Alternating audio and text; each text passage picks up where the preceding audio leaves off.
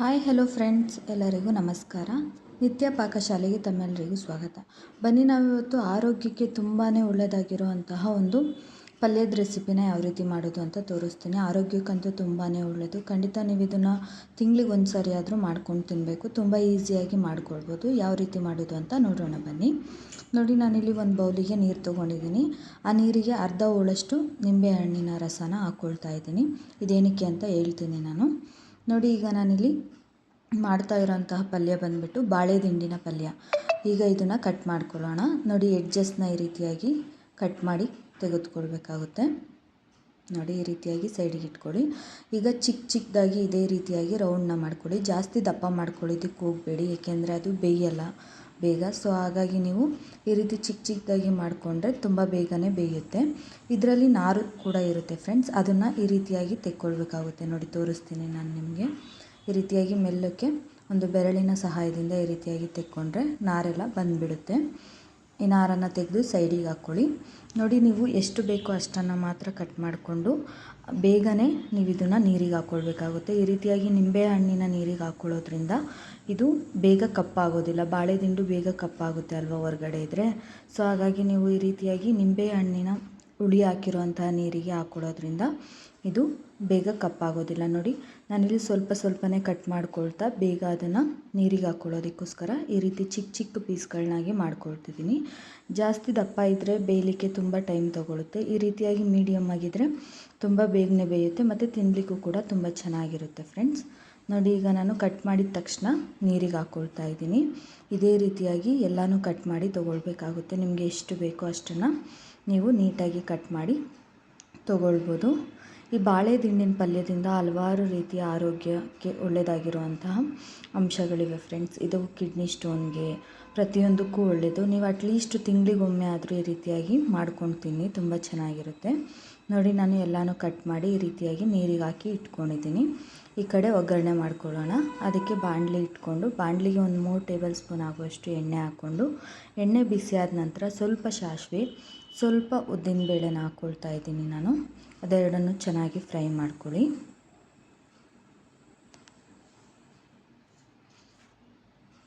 ನೋಡಿ, ಈ ರೀತಿಯಾಗಿ ಫ್ರೈ ಮಾಡ್ಕೊಂಡ ನಂತರ ನಾನಿಲ್ಲಿ ಒಂದು 4 ಹಸಿಮೆಣ್ಸಿನ್ಕಾಯಿನ ಕಟ್ ಮಾಡಿಬಿಟ್ಟು ಹಾಕ್ಕೊಳ್ತಾ ಇದ್ದೀನಿ. ನೀವು ಖಾರಕ್ಕೆ ತಕ್ಕಷ್ಟು ನೋಡಿ ಹಾಕ್ಕೊಳ್ಬೋದು.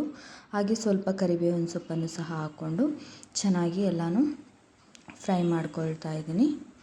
ನೋಡಿ, ಈ ರೀತಿಯಾಗಿ ಫ್ರೈ ಆದ ನಂತರ ನಾವೀಗ ಬಾಳೆದಿಂಡನ್ನು ಏನು ಕಟ್ ಮಾಡಿ ಇಟ್ಕೊಂಡಿದ್ವಿ ಅಲ್ವಾ, ಅದನ್ನು ನೀರಿಂದ ತೆಗೆದುಬಿಟ್ಟು ಹಾಕ್ಕೊಳ್ತಾ ಇದ್ದೀನಿ. ನೀರು ಹಾಕಲಿಕ್ಕೆ ಹೋಗಬೇಡಿ. ಹಾಗೆ ನೀರನ್ನೆಲ್ಲ ತೆಕ್ಕೊಂಡು ಈ ರೀತಿಯಾಗಿ ಹಾಕ್ಕೊಳ್ತಾ ಇದ್ದೀನಿ. ಆರೋಗ್ಯಕ್ಕೆ ತುಂಬಾ ಚೆನ್ನಾಗಿರುತ್ತೆ ಫ್ರೆಂಡ್ಸ್. ನೀವು ಇದನ್ನು ಅನ್ನದ ಜೊತೆ ಸೈಡ್ ಡಿಶ್ ಆಗಿ ಕೂಡ ತೊಗೋಬೋದು, ಅಥವಾ ಇಲ್ಲ ನಮಗೆ ಹಾಗೆ ಸೈಡ್ ಡಿಶ್ ಆಗಿ ತಿನ್ನೋದಕ್ಕೆ ಇಷ್ಟ ಆಗಲ್ಲ ಅನ್ನೋವಂಥವ್ರು ಚಪಾತಿ ಅಥವಾ ರೊಟ್ಟಿಗೆ ತುಂಬಾ ಚೆನ್ನಾಗಿರುತ್ತೆ ಇದು ಕಾಂಬಿನೇಷನ್ ಆಗಿ. ಖಂಡಿತ ಟ್ರೈ ಮಾಡಿ, ತುಂಬ ಇಷ್ಟಪಡ್ತೀರಾ. ನೋಡಿ, ಈಗ ಬಾಳೆದಿಂಡನ್ನು ಹಾಕ್ಕೊಂಡು ನಾನು ಚೆನ್ನಾಗಿ ಮಿಕ್ಸ್ ಮಾಡ್ಕೊಳ್ತಾ ಇದ್ದೀನಿ ಎಣ್ಣೆ ಜೊತೆಯಲ್ಲಿ.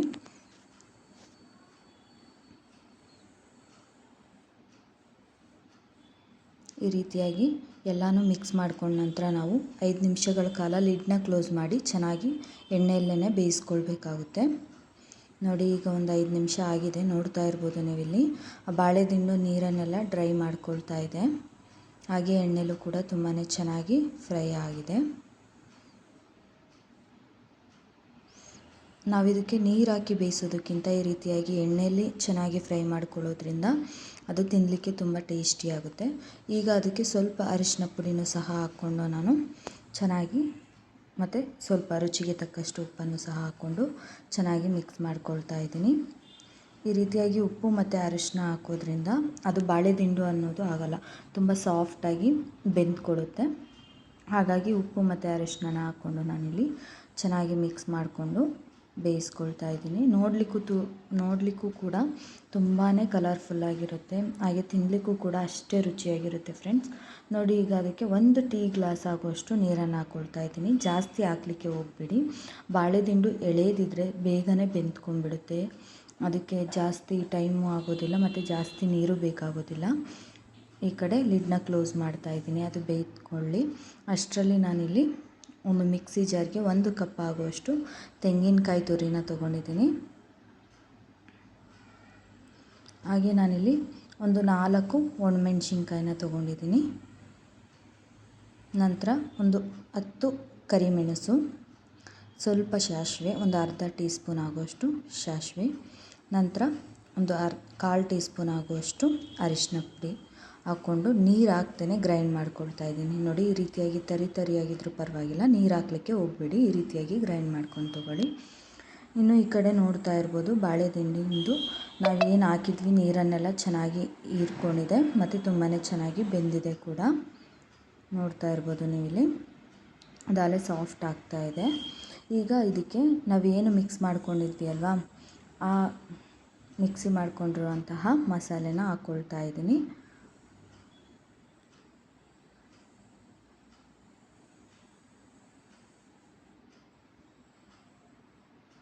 ನೋಡಿ, ಈ ರೀತಿಯಾಗಿ ಮಸಾಲೆನ ಹಾಕ್ಕೊಂಡು ಚೆನ್ನಾಗಿ ಮಿಕ್ಸ್ ಮಾಡ್ಕೊಳ್ಳಿ ಒಂದು ಸಾರಿ.